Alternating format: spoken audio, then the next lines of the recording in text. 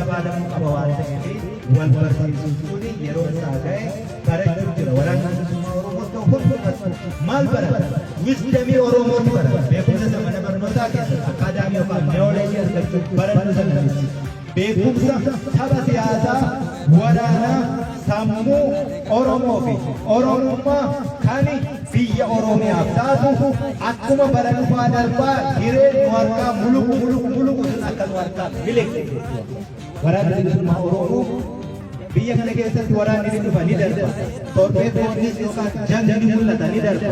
Nu keessatti saamatu. Inni amma isa mul'atee darbu osoo hin taane isa guduunfaa itti guduunfaatti gochuuf immoo diidaa wanti barbaachisu.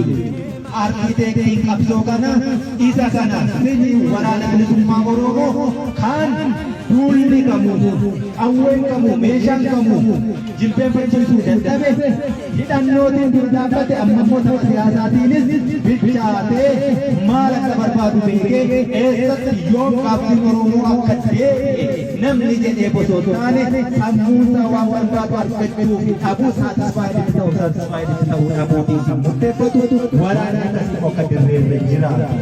Waraana akkasiitti oomishuuf barnoonni kan kennamaa ture. Barnoonni yeroo kennamaa turee fi qondaala taatanii bulchiinsa taatanii hoggana taatanii yeroo baatanii inni kun maqaa. Tiyooriitiin addunyaa kanarratti dooktara baay'eetu jiru. Inni sun taayitilii. Riyaaliitii yookaan lafarratti ammoo namni dhukkuba namaa yaalee fayyisu yoo barbaade taayitiliitiin dooktarri 1000 miiliyoonaa sun ni xiqqaa. Practicing practically lafarratti ni xiqqaa. Kanaafuu isin qondaala ta'uu kana maqaa mataatti baatanii deemuu osoo hin taane wanti isin baratta wisdamiin sun consciousness Oromoo anaannannaa Oromummaa qabaachuun sun Oromoo jiraachuuf Oromoo du'uu fi Oromoo of kennuun sun of kennuu du'uu qofaaf hin baane waan duunuuf ibsuu qabna.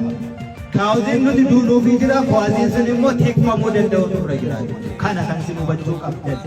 Qondaalli kuma ta'uu miti kan nu barbaachisu.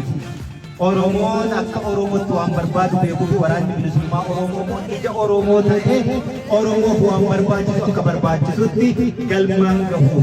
Waraanni bilisummaa Oromoo har'a arkiiteektara sana ta'eetu dirreerra jira.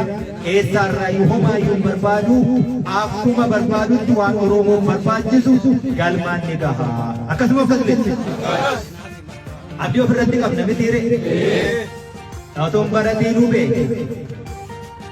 Knowledge sana son qabaatee wisdamii sana qabatu.